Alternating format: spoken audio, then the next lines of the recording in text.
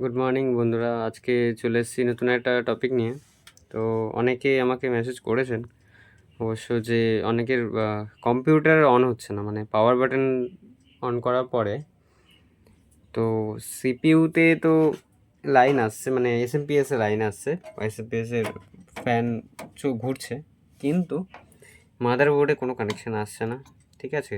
বা মাদারবোর্ডে যে processor fan হয় যেটা, সেটা ঘুরছে না, বা মনিটারে লাইন আসছে না। তো সেক্ষেত্রে বন্ধুরা, তোমরা এই র্যাম দেখতে পাচ্ছ, গ্রিন কালার যেটা রয়েছে র্যাম, এই র্যামটাকে তোমরা পরিষ্কার এই ক্লিপটা খুলে নেবে, খুলে বের করবে, বের করে দেখবে। আচ্ছা দেখো, আমি বের করছি, আমি ক্লিপটা খুলে নিয়েছি। এই বের করার পরে খুব সাবধানে বের করতে হবে, ঠিক আছে? এই হচ্ছে র্যাম, ঠিক আছে? তো র্যামের দেখতে পাচ্ছ এই যে সোনালি কালারের যে দাঁতের মতন দেখতে পাচ্ছ, দাঁতের মতনই দেখতে আর কি, ঠিক আছে?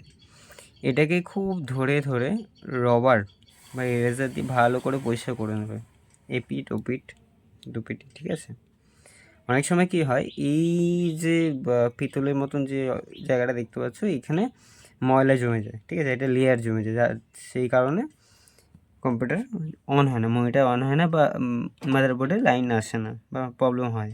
তো এটা পরিষ্কার করে দিয়ে আবার সেট করে দেবে ঠিক মতন, ঠিক আছে? খুব যত্ন সহকারে এগুলো, কারণ সূক্ষ্ম জিনিস তো তো করে লাগিয়ে দেবে, ঠিক আছে? দেন তারপরে তোমরা পাওয়ার সাপ্লাই অন করে দেখবে কম্পিউটারে মাদারবোর্ডেও প্রসেসর ফ্যান ঘুরছে, তার পাশাপাশি মনিটরেও লাইন চলে আসবে, ঠিক আছে?